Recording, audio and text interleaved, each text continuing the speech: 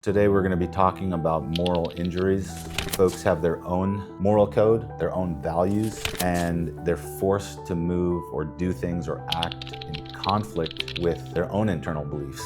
A topic of concern in the military community because you are under authority. You're expected to follow orders unless they're illegal, especially so in infantry, special forces, ground combat. There's a little bit of fog of war. No decisions are perfect. I'm in this sniper position. We engaged some people. He fell. A couple minutes later, he started crawling, but he didn't have his weapon anymore. My decision was don't go pick him up, and he died 15 minutes later. This is a great example of how moral injury was prevented because you did go more in alignment with your moral code. And those convictions, those beliefs should be stronger than the military. Because when you're out, you're still with yourself. Danger X. So today we're going to be talking about moral injuries. In brief, moral injuries are when folks have their own moral code, their own values, and they're forced to move or do things or act in conflict with their own internal beliefs. Yes, that's a pretty succinct way of saying that. And that is a topic of concern in the military community, rightly so, right? Because you are under authority most of the time. Right. The chain of command. Especially, throughout all of the military, you're expected to follow orders unless they're illegal. But especially so in infantry, special forces, ground combat, you have to move, and you have to move quickly, like instantaneously when, and there's a little bit of like fog of war and, no decisions are perfect, in these high stress situations, but sometimes there's questionable ones, and what do you do? Mm-hmm. How do you survive? Mm-hmm. Yeah. Can't stop moving. Yeah. So I have a couple examples. One of them is like rules of engagement. So the rules of engagement say when you can engage the enemy and how you can engage them. So those rules have been going up and down, or they were going up and down all throughout the Iraq War, the Afghanistan War, any wars that the United States is involved with, and I imagine other countries as well.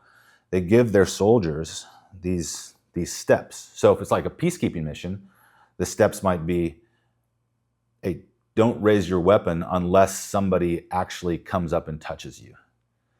In a really hot, active war zone, it's you see a weapon, engage them now. So that's sort of the example, the right and left limits, and there's lots of stuff in between, like, okay, first you shout, then you give a warning shot, then you a closer warning shot, or whatever it is, right? And so one of the things that, one of the examples I'd like to give is, what do you do with a wounded soldier? And so I was in, On the other side. Right? Yeah, right, a wounded soldier, an enemy wounded soldier. Mm-hmm. And so or at least what I think the rules were, is that if they're wounded, they put their weapon down, they're not fighting anymore, you should go help them. You should go take them prisoner and get them medical care. And I still think that's the right thing to do. But so here's this example where I'm in this third or fourth story of this building, or in a sniper position. I'm not the sniper. The sniper is really the person who's pulling the trigger, but you call me a spotter, right? Or the commander of that little group of 3 guys. And we engaged some people who, well, one, they weren't shooting at us because they were far enough out and they didn't know where we were. So that's, the rules of engagement could change there. If they haven't engaged you, maybe we shouldn't have shot them, right? But at that time it was, look, it's a hot, active zone. They have a weapon. They're clearly running. So we engaged him. He fell. Well, at that point, he didn't die. A couple minutes later, he started crawling. And so but he didn't have his weapon anymore. He was crawling away from his weapon. Should we have gone out and tried to pick him up? Render him aid? Maybe technically, but that's in conflict with this other code of like, don't put my men in unnecessary danger. Look, we only had a couple people, walk out 200-300 yards across a hot battle zone and try to pick this guy up. Mm-hmm. I mean, for some people, this might be, an obvious answer. And it was. My decision was, don't go pick him up. And, he died 15 minutes later. If we have gotten to him, maybe we could have stopped the bleeding. But so this is a great example of how moral injury was prevented in this kind of situation, because you did go more in alignment with your moral code and you made a conscious decision to do that. And you were in a position that allowed you to be able to do that. Being an officer, Mm-hmm. I had a ability to match my moral code with the decision being made. Mm-hmm. Mm-hmm. And I'm actually recalling kind of earlier in our relationship and how I already saw you as somebody who has a very strong inner compass and like solid in your knowing, unapologetic in your way of thinking. And I look at that and I think about how much that was such a great protective factor for you at war, to develop and cultivate your inner compass so that when there were really hard decisions that had to be made, you were able to clearly figure out the best way, and you don't get easily confused. I do notice that about you, that you don't get easily confused. And the takeaway that strong in convictions. Yeah. And those convictions, those beliefs should be stronger than the military. They should be, really. Yeah. So that you can live with yourself. Because when you're out, when you're retired or you ETS, PCS, can you live with yourself? You're still with yourself. Yeah. The military is gone. I'm not going to say they don't care about you, but they're not really paying attention. You go seek out your own help at the VA. You have to live with yourself. Yeah. What are you going to think? How are you going to spend the next 20, 30, 40, 50 years? And let's just say, right, the majority of people in the military don't have that leadership position, and they might be more pressed to follow orders against their own moral code. I think one thing that can still be protective while you have to do the thing that's against what you believe in is to know and acknowledge and explicitly say to yourself before you do that thing, this is what I know I would have done. I know I was under duress. I know I was under this position. I know I had to follow leadership or else I would have this kind of consequence. But I know what I would have done. And knowing that that is in you and that the thing that you didn't want to do didn't define you, actually, is that in that moment, you defined yourself and what you know you could have done and what you wanted to do.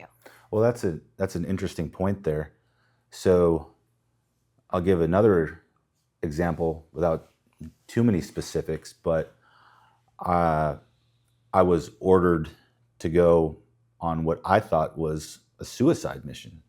No vehicles, no air cover, into the hottest of the hot areas, all of Iraq at that time. I mean, the worst city, the worst little town, the worst street and I knew it because we had taken so many casualties and killed so many people there and lost so much stuff right around this little area. And the thing is, that's in conflict. My moral code would have been to say, let's do this differently, because the moral code of the military is, you're a frontline unit, follow that damn order, do it quick, right face, move out, right? Unless it's an illegal order. And ordering people to go into dangerous situations is not an illegal order. That's what you're there to do. Yeah.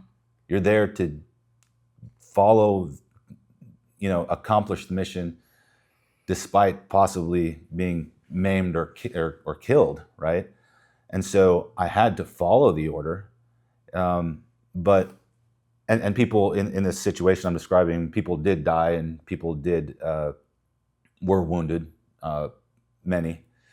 But I did take a moment where I questioned the officer above me, and he came back and told me to move out. But I think, like you're saying, in that moment, with the space that I had, I knew where I stood, and I gave a little plug to, hey, is there an alternative way to accomplish this mission?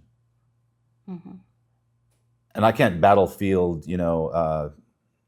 next day general, this officer above me, he knew stuff I didn't, or maybe it was a sacrifice that had to be made. That's all fine.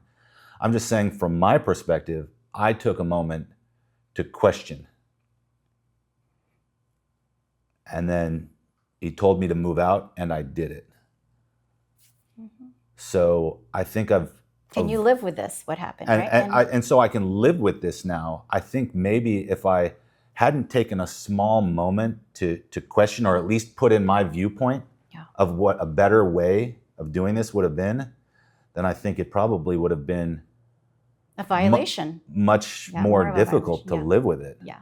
I mean, it's still hard that we lost people and all that, but no decisions are perfect. But I did take a moment to speak up, to speak against authority without crossing, I didn't cross the chain of command and tell the officer to F off or anything, but I stuck my plug in there, and at least that makes it feel better.